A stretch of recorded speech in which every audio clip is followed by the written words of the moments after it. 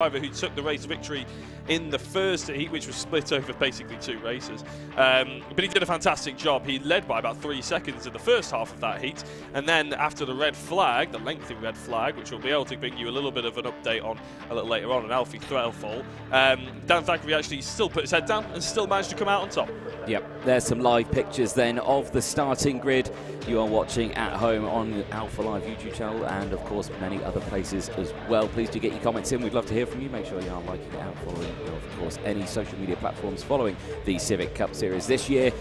You can get involved and you can potentially come down for some of the race weekends. Why not? Why not? Exactly. It's a fantastic day. Everybody here, I think, has enjoyed themselves. Cadwell Park is absolutely brimming with atmosphere and life, and fantastic fans enjoying their Bank Holiday Monday here with us, which is always nice to see. And although the cloud has come over the sun a little bit, it's probably mean it's cooled down just a touch. It's not dampened their spirits. Well, hey, not yet. Not yet, anyway. Let's not tempt fate too much. Unfortunately, as I said, there was a red flag incident in the first race. If you were with us or tried to tune in a little earlier on, then you probably would have seen it, but Alfie Threlfall ended up in the tyres. The driver is okay. Alfie's absolutely fine, apparently. Is the car okay? I believe the car is looking second-hand, and I'm looking forward to seeing whether we actually have it out on the grid. Now, we were going to have a look at it in the assembly area, but because of all the different times that we're on now and everything, and it's hard to get a stream up snap of the fingers. We couldn't quite see. They pushed out early, didn't they, for us? But we do have a grid for race number 4. I believe the guys are just working on that for us, but we'll let you know who's going to be starting where. Like you said, a reverse grid for the top 10 only in this one, yeah. Exactly. So Dan Thackeray, we already mentioned, he obviously took home the victory in race 1, in both halves of that race, actually. He did a very good job after an very strong opening lap in the first half. That means he'll be starting in 10th position, and then you have Ryan Bensley and Max Lewis, who also did a great job. Matt Luff is a bit of a talking point. He qualified on pole position in, qualifying for race 1 and race 3, because it's a little complicated how they do it here, but we'll take you through that a little later on. Essentially, the Heat 2 grid is dedicated to a top 10 reverse of Heat 1's finishing order, but Heat 3 is the second fastest lap time for qualifying, which happened yesterday. Yes. Yeah, so, I mean, they like to throw a curveball here at us at the Milltek Civic Cup, but we like it. It's just interesting. Yeah, who'd have thunk it? Exactly. Yeah, there we go. So Matt Luff, he obviously qualified on pole position. He just couldn't seem to get off the line in any sort of good form, I suppose. And he kept getting a little bit mugged, and obviously early stages here at Cadwell Park are really good overtaking opportunities because it is so narrow, which is a feature of the track we'll be talking about an awful lot through the rest of this race, I'm sure. Now, it's a bit of a shame that we didn't get to go and chat to, say, the likes of Matt Luff and Dan Thackeray and stuff like that, because I would have loved to get their opinions, but they've sort of gone over to the grid to start as if we're about to start racing, about to get going, and then they're all just sat over there instead. I know, they were too eager to get on the track. They saw you coming with the microphone. They did. Thought, oh, no. They ran scared. No. We've chatted to this guy long enough. I mean, I've probably done interviews with a few of the drivers about 4 times today, because for social media interviews and stuff. They'd had enough of me at that point. Yeah. I've had enough of you already. I know. It's only the second race. Another driver that I wanted to have a chat to as well is obviously reigning champion Alistair Camp, who unfortunately, I don't believe he had his VTEC working, so he ended up down to 13th, and then after the second half of the race, he went up to 11th. Now, I believe there might be a little bit of confusion as to where the production class is supposed to be starting. That might be the little delay that we're having, and we can't afford too many other delays, but there's a green flag being waved at the back end. So the production class is a different classification. They are at the back end of the field, and they're put always to the back end of the field, no matter where they finish in amongst the top category, which is why they're obviously being separated. But as the green flag waves, the drivers setting off on their sighting lap for the round 2 here at Cadwell Park. There shouldn't be that much that has changed, a few maybe oil spills, the drifts and time attacks, but we have a starting grid. What a delight. And it is Will De Claudio who's on pole position, obviously finished in 10th last time out. Alongside him on the front row is Lane, with row 2 being Edmondson and Alp Williams.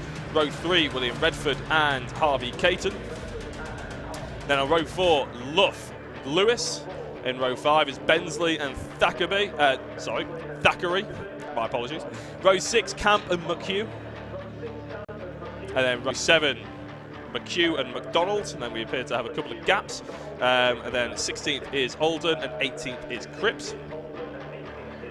In row 10 is Gardner and Threlfall. That's, I believe that's Harry Threlfall. And I can actually tell you that Morgan Bailey's in 21st and Alfie Threlfall hopefully will be in 22nd, but we're not sure if his car's out there.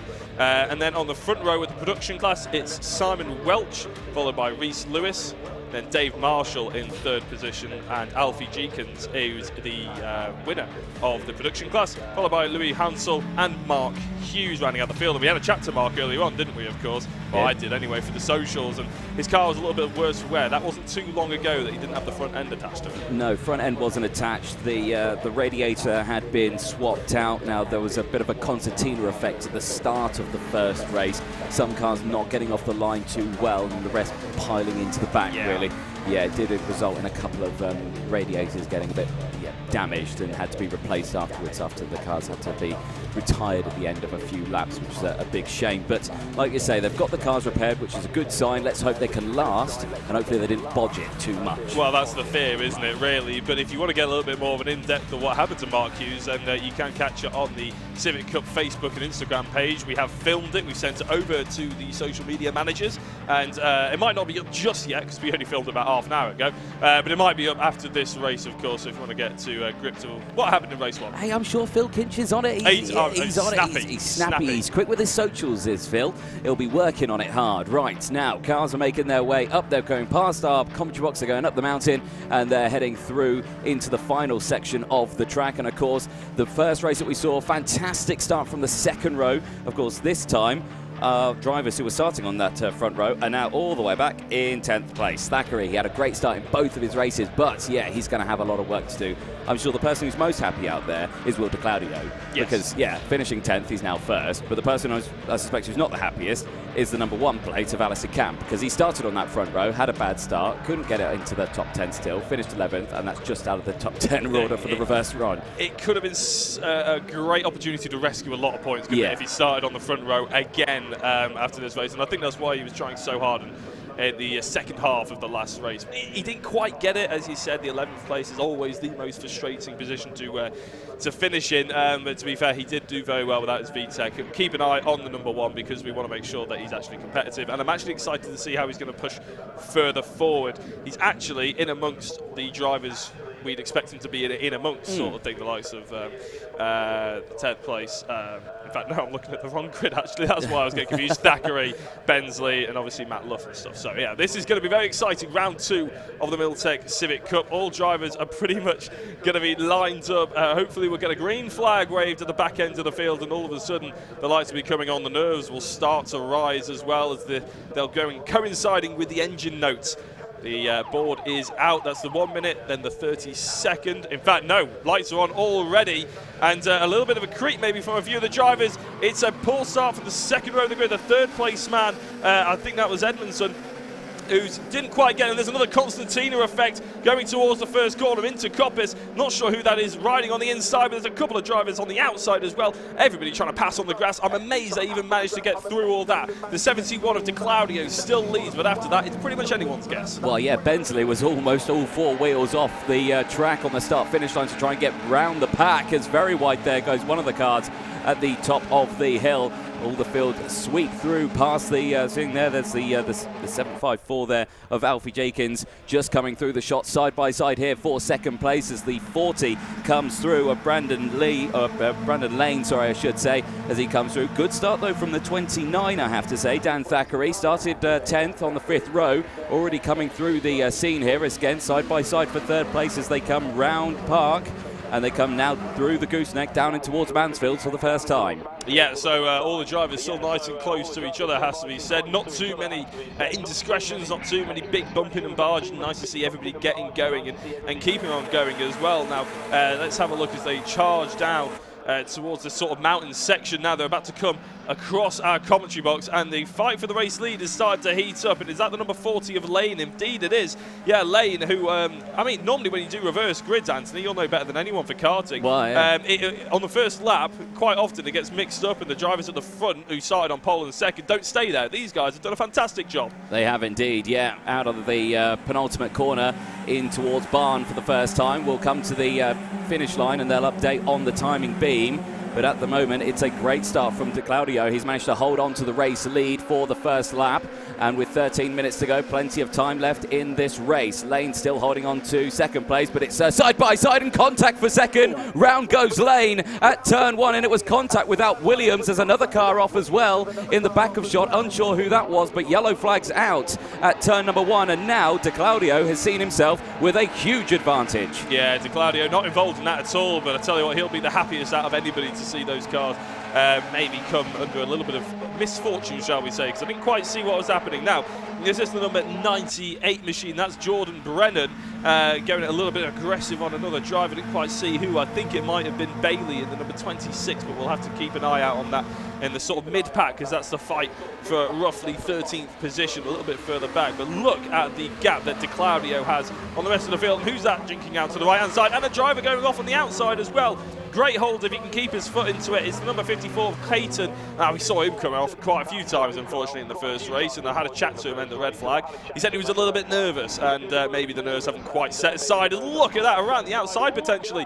Great move for the red. I can't quite see the number, unfortunately. That was Dave Marshall. It was the Dave Marshall. Oh dear, and there's Spencer Lane. Yeah, he's coming off the track after his spin. So yeah, Mechanical Gremlins, that car going no further, which is a huge shame. But yeah, great overtake, yeah, around the outside from Dave Marshall. Spoke to him before this race went out. Said he had a bad start in the first one because the cars in front didn't get away. He then had to stop, and then he got swamped by the pack behind. This time around, much better start, and he's making moves all the way near the mid-pack section now. Yeah, I think he's an advocate, isn't he, for where you qualify, indeed where you put your time. Even if it's amongst the cup category, that should be where you start. But obviously you're going to if you get mugged on the start there, and it's a bit of a shame for those drivers. But I've got a great race coming out for you at the moment, and I believe Brennan was making moves on McDonald's and Cripps, actually. So, but look at that. Is that Brennan's car? There's number 33, actually. Yeah. That's Max Edmondson, and he's got a big problem, Max Edmondson. He's going to have to probably get that looked at. I wouldn't be surprised if we see a meatball flag flown out. Yeah, hopefully that's not oil he's spraying down all over the circuit, because that was pouring out the bottom of the engine. And here now is a fantastic battle for the race lead. De Claudio, he's lost all that advantage that he had, and he's got a huge pack of cars all lining up behind. The number 1 of Camp is down the inside as they go through. Clive's get there, and it's very side by side. Chris's curve, and Cam's got the inside line for the first section of the gooseneck. He'll have the outside for the second, but he manages to get the job done on Lewis.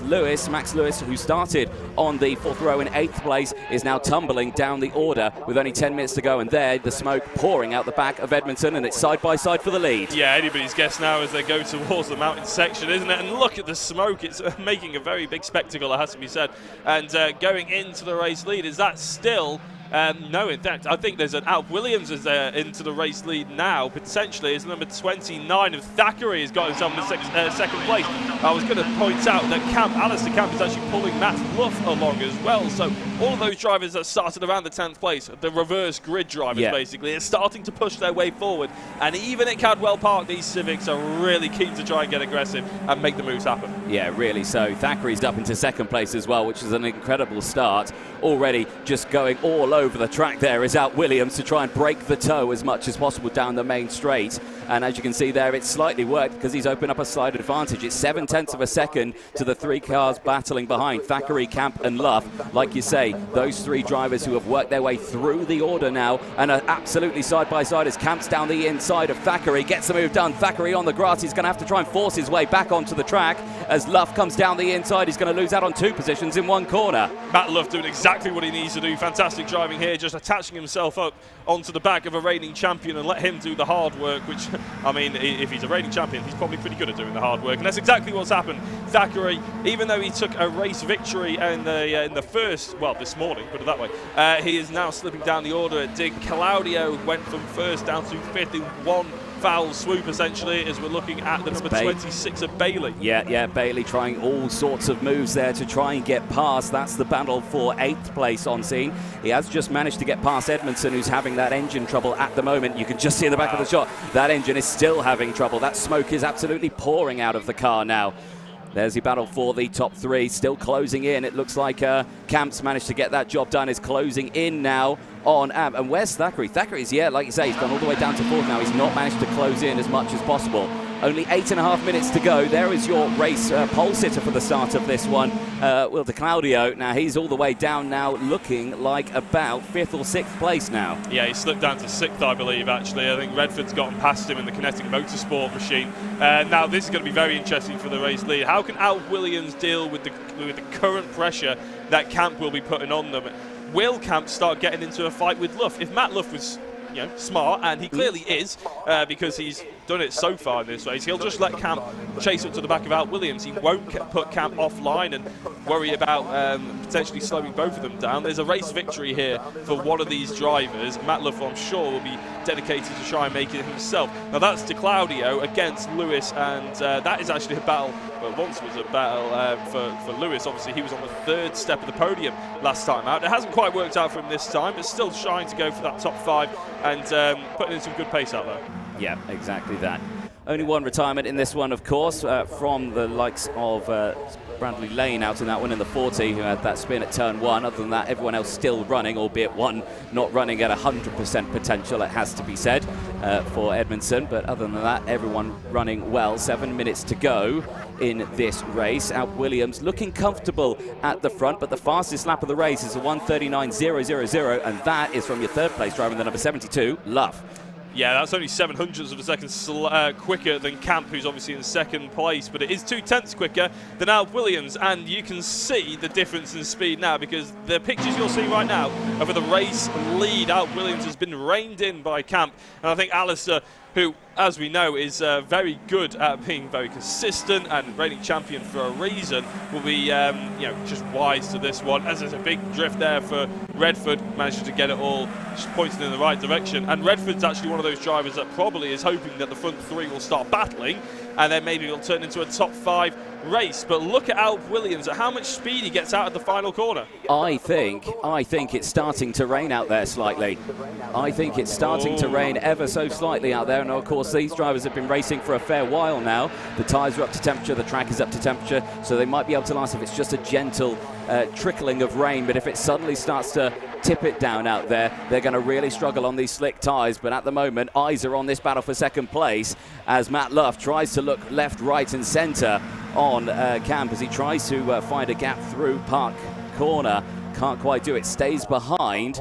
They'll come through now down the hill, and again, very close between this through the gooseneck. Yeah, well, the problem is now, I think if you're Matt Luff, you're probably looking at the spits of rain, and I'm sure he's probably not worried about grip levels, but what he might be worried of, if this gets a bit heavier and they have to end under safety car red flag conditions because maybe someone has a bit of an off because it gets too wet, they'll finish it as it is out on the circuit. So it's now important that Luff is the driver ahead of Camp from his own personal perspective. The rain that's out there at the moment, I mean, let's not get carried away just yet. I would probably classify this, my brother would always classify it to me, as confidence.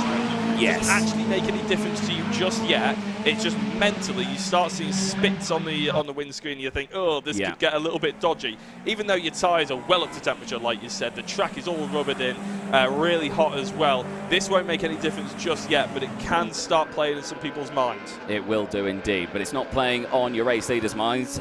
George Alf Williams leading the way still by now over 1 second now from the drivers behind of Camp and Luff, who are still absolutely line astern. The rest of the field just behind as well. Thackeray, he's not managed to close back in on this group just in front. Redford, though, with the fastest lap of the race, now into the 1:38. The only driver to get it into the 1:38 to 1:38.949 is Will Redford in the number 42 in 5th place. He's starting to close in, and there is a car in the pit lane, and it looks to be the number 14 that's in. Or Ryan Bensley. Yes, it is. It is indeed Bensley. Yeah, as Luff looks to try and put some pressure on Camp, it's going to be a difficult area to overtake around this back end of the circuit. But we've seen it done, put it that way, and I'm very excited to see if these guys crack on with it. Now, apparently the area cars, Stuart Lyons was talking this before, the area cars are the team to beat, really. They very rarely don't finish on the podium. And at the moment, Camp and Luff, teammates, currently 2nd and 3rd. I'm sure Alf Williams, as I said, will be starting to feel a little bit of pressure. But to be fair, his lap times have been pretty decent. In fact, on the last lap, he was half a second quicker than Alistair Camp. So maybe Alistair Camp is having a little bit of, confidence raiders, maybe playing a bit of a factor. Or he's going off the circuit like that. Yeah, that was a slight mistake there. Well, I have to say, it was Luff did pretty much the same thing. It'd be like, oh, you've gone off. I'll do it in sympathy as well. There we go. And I'll lose the time as well. Now this is really closing up here, because Will Redford in that number 42 has latched onto the back of Thackeray in that number 29. That is for 4th place. And you can see Thackeray struggling with the rear end there. That's stepping out through Barn. Yeah, he's throwing it all over the place, isn't he, really? That rear end is just going to keep overheating potentially, and if it overheats, it might get a bit slippery, and that's going to make the problem even worse. So maybe there's not something that's not quite right on the setup after race 1, because he was so dominant in race 1. It is slightly surprising. Having said that, Redford's absolutely thrown it through Coppice there to try and get back on the power as early as humanly possible. Matt Luff in 3rd place at the moment. Now, I remember we went and had a chat with him during that red flag. He was driving straight, but his steering wheel was at a 90-degree angle. Right. And he somehow managed to finish the race on that. So tracking was just a little out. Yeah, just a little. They did have to change the rear tyres. I think they've got that all nailed down now, because look at how close he still can't make it past Camp, but that's not necessarily the end of the world. He just wants to score good points, doesn't he, here today? George Alp Williams is flying. There's no doubting that right now. He's doing everything he needs to do. He's only a tenth slower than Camp on that previous lap, and Luff and Camp just seem to be holding each other up. There is an argument to be said, actually, that it was almost, about a lap ago, almost a 5-way battle for the race lead. It might have been a bit of a camera's perspective, because they seem to have mellowed out and gapped at each other quite a bit. But look at that, it's a massive lunge up the inside by Matt Luff on Alistair Camp through the first couple of corners, and through the mountain section, sorry, as they're coming up past our commentary booth. Looks like Alistair Camp got away with that. Matt Luff didn't make the overtake, and even if he did, he probably would have been told to give it back. But yeah, that shows a little bit of intention, maybe a little bit of hastiness there with 2 minutes to go. Yeah, well, Alistair Camp there, you saw he cut the second part then as they go up the mountain. That was only due to the contact, though. Obviously something something he couldn't avoid, but let's see what actually happened there, because coming into the first second, yeah, you just saw he had it was Luff, he had the inside line, but I don't think he had the car enough alongside for the move. So yeah, I think Camp holding on to that one, probably the right call. Yeah, exactly. And I think I know we just saw the back end of the incident. We didn't sort of see the initial were they alongside each other, but from our perspective, it definitely looked like it was a bit of a late lunge. Lick the stamp and send it type of move that was. Yeah, it seems to be the last lap of the race as well, because normally in karting here at Alpha Live, we're used to seeing it count down and then go plus one more lap. But actually, it is the final lap, and Alistair Camp's going defensive, locking up the rear wheel, trying to cock that rear wheel as well in typical Civic and front-wheel drive fashion. But look at Matt Luff trying to throw his nose up the inside, trying to put the reigning champion off. Seeing if he can sort of usurp and maybe assert his dominance here, Matt Luff. It's going to be a long lap for Alistair Camp, I believe. However, one driver who is very much enjoying it will be the race leader of Alp Williams. Now, that was a fight a little bit further down between Jordan Brennan. Actually, it didn't look like it. It was McDonald. That was Daniel McDonald with the engine issues. There's your race leader, though, Alp Williams, comfortable at the moment, but the battle for second place still rages on. It does indeed. So as Alp Williams goes past our commentary booth, so does Alistair Camp and Matt Luff. I don't know if there's too many opportunities left for Matt Luff to really make a meaningful move. There's probably one at the penultimate corner. This is the final lap of the race. Of course, the timer will count down with George Alp Williams still leading the way. It looks like Alistair Camp is going to have this all sorted as long as he can get out the final corner in time. So, as we're coming to cross the line, it will be George Alp Williams to take the victory in round 2 here, the Milltek Civic Cup, and it will be Alistair Camp to take home the second step of the podium, and Matt Luff will have to deal with having the third step of the podium go his way this time out. He did miss out on the podium earlier on. He'll be pleased to see that that one's actually come his way this time, but there was an opportunity there potentially to go for a race victory. But George Alp Williams absolutely flying in the second half of that race, pulled away and could not be stopped. The top 5 are rounded out by Dan Thackeray and Will Redford. Fantastic driving by all involved as well, and the reverse grid showing us exactly what it always does. Entertainment, ladies and gentlemen. If you enjoyed what you saw here today, I think these drivers certainly enjoyed being a part of it. Look at that, Alp Williams hand out the car, thanking the marshals, but most importantly, pumping his fist. Oh yeah, definitely. He'll be happy with that one. You know, after the disappointment in the first race, you know, it was hard work. You know, he started on that second row, started in 4th place, and, you know, just had an amazing start. It looked like he was one of the drivers that went to the grass at one point as well, and to try and get round the pack. But yeah, a fantastic run there from George Alt Williams in the number 5 Honda Civic, and yeah, like you can say, he's going to be chuffed with that one, and I'm sure he'll be happy when you go and have a chat with him. Yeah, yet again, I've forgotten that's part of my responsibilities today, but I will go and have a chat to George Alt Williams, and of course, production cars as well, because Jenkins looks like he's taking that victory again ahead of Dave Marshall, and then all the way down to Hounsell in overall 19th position. But I'll go and have a chat, Anthony, with a couple of our drivers and see if we can get some of their views on the race. Yes, indeed. Yeah, the young 18-year-old will be thrilled with that one when he comes back into the paddock to have a chat with you, Jack, and of course with the rest of the grid as well. A fantastic race. We'll see how they all lined up, of course, in that one. But yeah, there were close battles all the way throughout, and I have to say we were super glued to that battle for second place, especially of how heated it got into those final couple of laps with that move that we saw down into the inside of the mountain section, where we saw Luff try to get that move done on camp, failed to do so, didn't quite have the car fully alongside and committed for the move into the first section of the mountain, and unfortunately Camp had to take evasive action and cut the corner slightly. Whether or not that gets dealt with later on was yet to be seen, but for the time being the standings is Alt Williams, Camp, Luff taking the top 3, Thackeray crossing the line in 4th place from Redford, Bailey will cross in 6th place from De Claudio, Matt Lewis as well with Hugh McHugh, and Catton the top 10.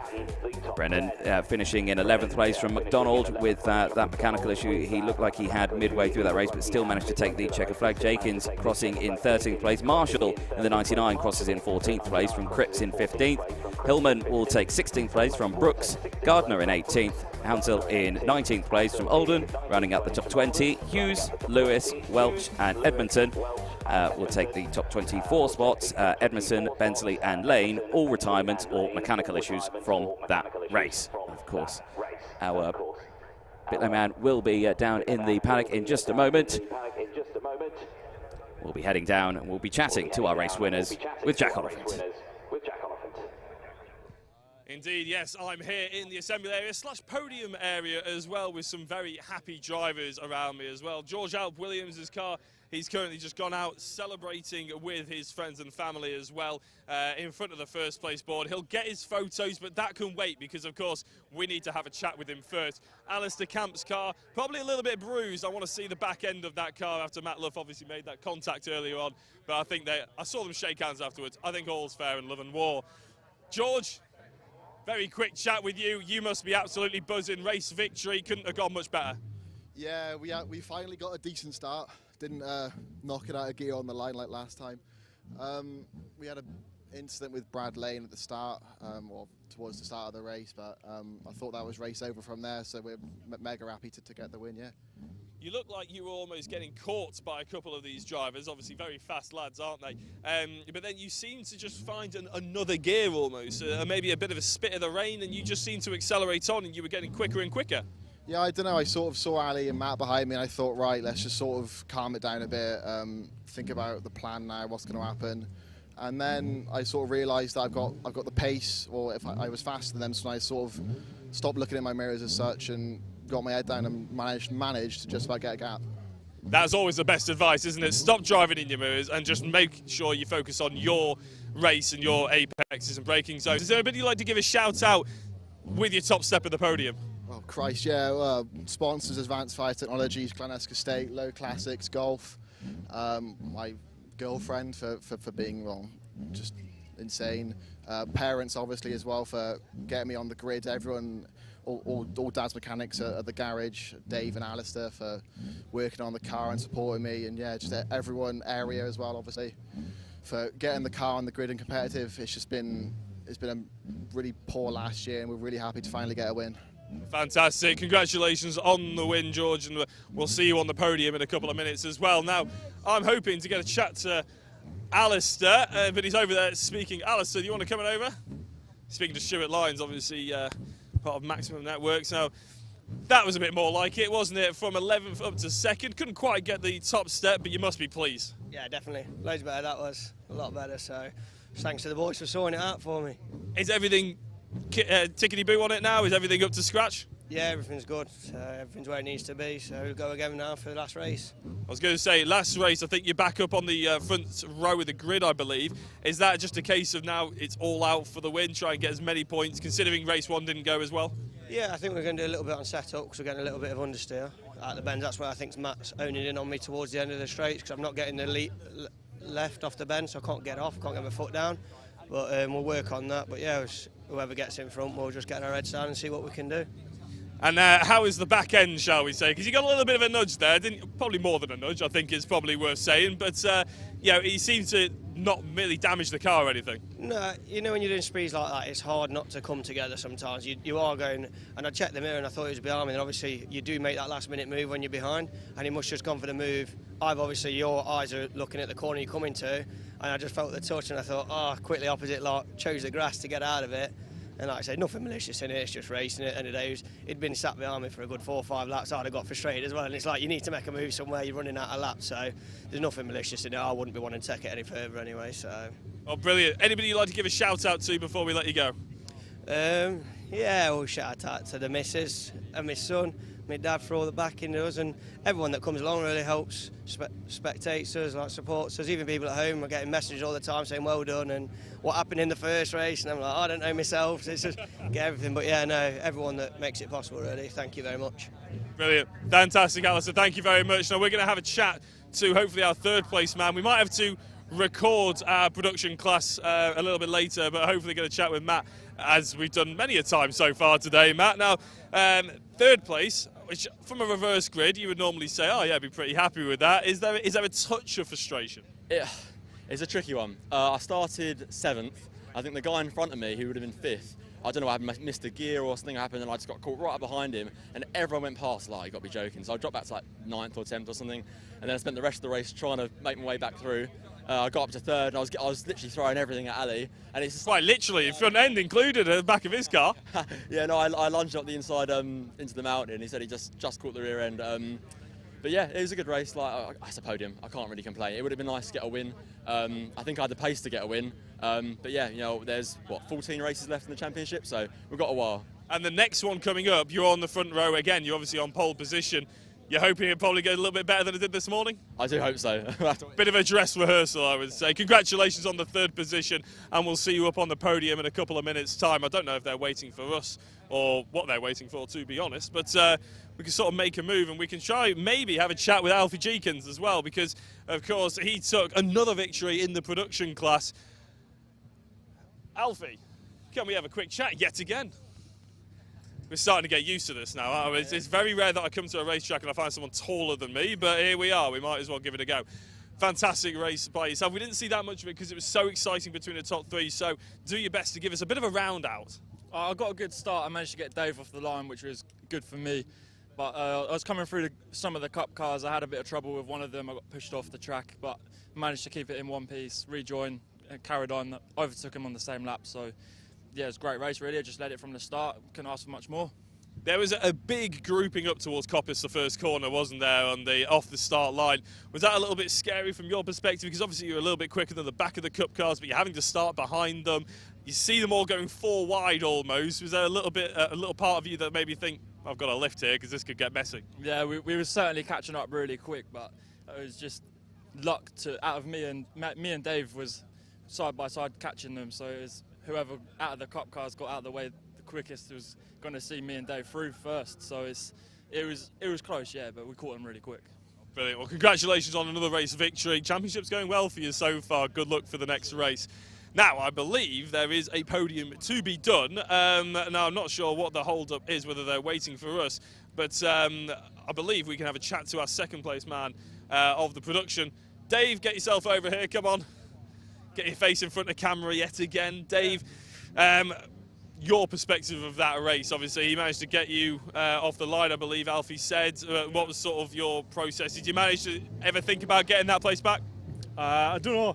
If I'm honest, I don't know what they were doing with the grid at the start. There was a massive gap between me and it was all a bit messy. But But yeah, he made a great start, followed me behind, and then just the straight line punch of the EPs just got us down the back straight. And then we got about quarter way through the race and my pedals hit the floor. So there was a few sketchy moments up over the mountain where we weren't stopped for the hairpin, so I'm sure you got that on the camera a few times. Well, I hope we did, because it'll be very, very fun for you to come and have a look at. But, I mean, the differences then between, you know, the EP3s and all the other cars, because the EP3s are dominating this championship in terms of the popularity of the car. What are the sort of technical differences, and is there a difference in driving the car? I know you probably haven't driven that many of the Civics, but from your perspective, what are you finding? Not massive. There's not a massive difference. The rack on the FNs is better, so they change direction quicker. But we just seem to be lacking a bit of top end grunt in them at the moment. But I'm sure that'll even itself out. But yeah, I've got to say, best looking Brummie over there, Stuart Lyons. I said I would shout it out. But yeah, massive thanks out again to everyone who's helped, and K Castle as well. I didn't mention them before, but go and check them out because some really good used cars. I was going to say, actually, before I let you go, you've just reminded me, obviously Rich Hayden's been on the phone to me as well. He's saying that we need to plug it, and apparently Stuart will be okay with this because apparently we're doing the official Civic Cup with VRRC, so any sim racers want to get involved. Yeah, for sure. So that starts Wednesday. So make sure you tune in, or anyone who wants to get involved that's already on the grid, tune into VRRC and we'll get you on the grid virtually as well. Yeah, on a set of course as well, that's worth noting as well because that's important. But yeah, fantastic, well done Dave. If you do that, then I'll be commentating on you with Andy McHugh, and Dave will be in charge of you as well on Wednesday, so really fun. I might go and have a quick look and see what's going on with the podium, because we do seem to be slightly delayed with it. So why don't you have a quick look at some of the fantastic liveries while I go and ask Stuart Lyons what the crack is.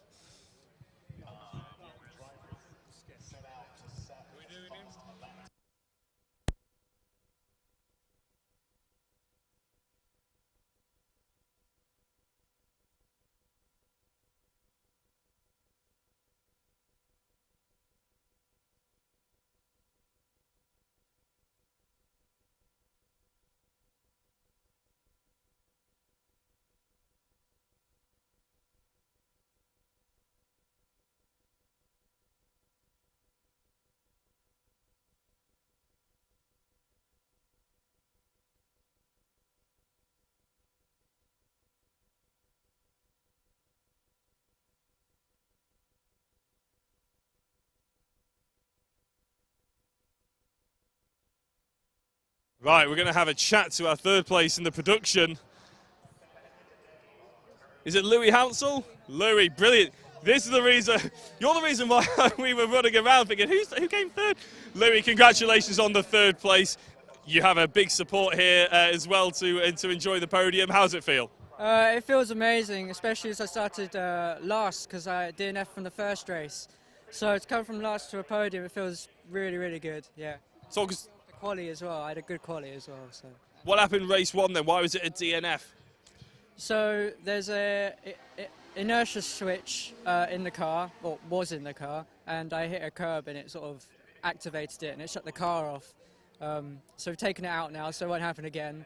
And yeah, I was running in third then, so it's good to have third place now. I was going to say, don't worry, I did that in a Ginetta once. I put the 60 km/h speed limit on. I didn't notice for 3 laps. That's how slow I was.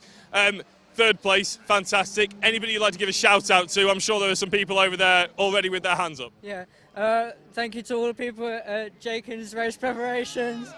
Yeah, they're a great, great bunch, and also to all of my sponsors who helped me get out and racing, and also to all the lovely members of Club 28, which is my subscription service where people give to allow me to race, and it's great.